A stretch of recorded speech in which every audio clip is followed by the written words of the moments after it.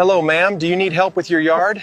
I do, son, but I don't have anyone to call. Then you don't have to call anyone. I'm already here. People walk past my house every day. And nobody stopped? No one did until you showed up. The saddest yards are not always the ones with the tallest grass. Sometimes they're the ones everyone sees, but nobody stops long enough to care about. Before we get into the story, leave a comment and let me know where you're watching from. I'd love to see how far kindness can travel. And if this video touches your heart, don't forget to follow my channel. Your support helps me keep helping people in need, one yard at a time. I was driving through a quiet neighborhood when I saw an elderly woman standing near her front steps, leaning on a cane and staring at her yard. She looked like she had come outside with a purpose, but her body would not let her do what her heart wanted. The grass had grown over the walkway, weeds were wrapped around the porch railing, and the bushes near the front window were hanging so low they almost covered the glass. The sidewalk in front of her house was still visible, but the edges were disappearing, and the whole yard looked like it had been asking for help for a long time. I pulled over, walked up slowly, and asked if she needed help. She looked embarrassed right away and said, "I do, son, but I don't have anyone to call." I told her she did not have to call anyone because I was already there. For a second, she just stared at me. Then her eyes filled with tears. She said people walked past her house every day. Some looked at the grass, some shook their heads, some slowed down like they wanted to say something. But no one ever came up the steps. Then she looked down at her cane and whispered, "I guess people assume if you're still standing, you must be fine." That hit me hard. After she calmed down, she told me she had lived in that house for 42 years. She and her husband bought it when they had almost nothing but a used sofa, 2 folding chairs, and a dream of making the place feel like home.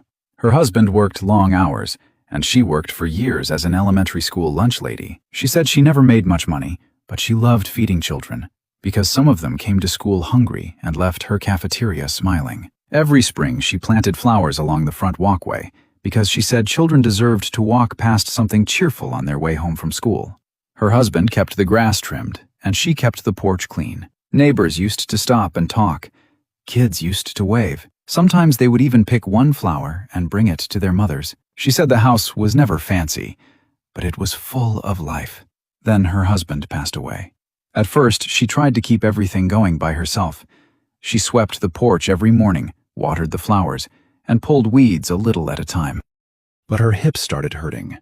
Then her balance got worse, and eventually she needed the cane just to get down the steps. One afternoon, she tried to cut back weeds near the walkway, slipped, and fell hard enough that she could not get up for several minutes. After that, she became afraid to work outside alone. The yard grew. The flowers disappeared. The walkway became harder to see.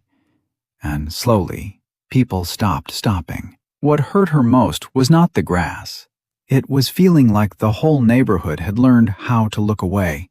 She said, "I spent my life feeding other people's children. I didn't think I'd grow old with nobody willing to knock on my door." I told her I would take care of it, and I started with the walkway first. I trimmed both sides carefully until the path to her porch appeared again. Then I cleared the weeds from the steps, cut the bushes away from the window, and mowed the front yard in slow sections because the grass was thick and heavy. I edged the sidewalk, cleaned around the mailbox, and blew the porch clear.